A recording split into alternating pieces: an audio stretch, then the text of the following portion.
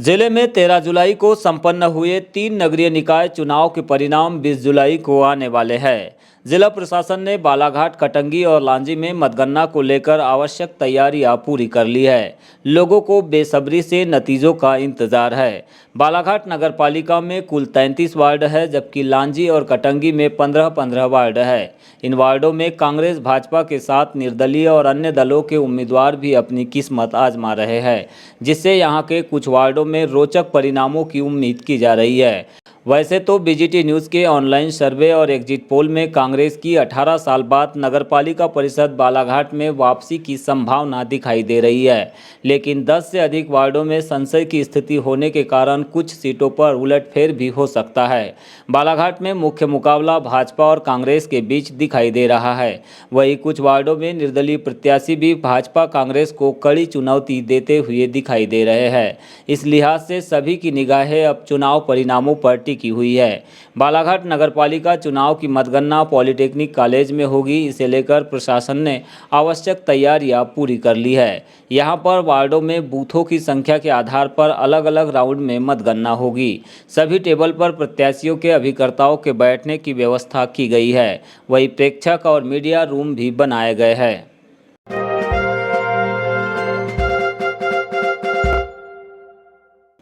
सावन का महीना आते ही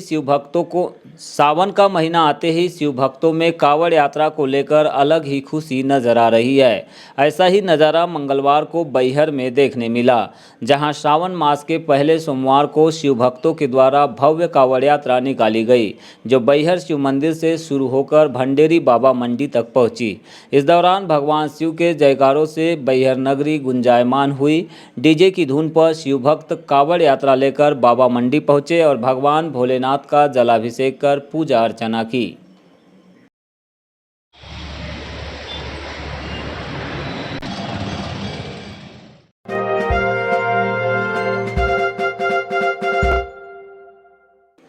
जिले के विभिन्न मार्गों पर आए दिन हो रहे सड़क हादसों को रोकने के लिए गति अवरोधक बनाए जाने की मांग प्रशासन से की गई है। सौरभ लोधी के नेतृत्व में ग्रामीण जनों और युवाओं ने प्रशासन को ज्ञापन पत्र सौंपकर बताया कि कायदी बस स्टैंड के पास बीते दिनों सड़क हादसे में एक बुजुर्ग की जान चली गई। इसके अलावा आरटीओ ऑफिस के पास एक व्यक्ति साइकिल से जा रहा था, उसकी भी सरकारी पिकअप वाहन की चपेट में आने से मौत हुई।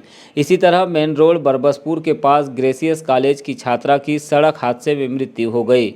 इसी को ध्यान में रखते हुए मेन रोड रजेगांव पहुंच मार्ग के चौराहे पर एवं सरदार पटेल कॉलेज के सामने गति अवरोधक लगाए जाने की मांग की गई है।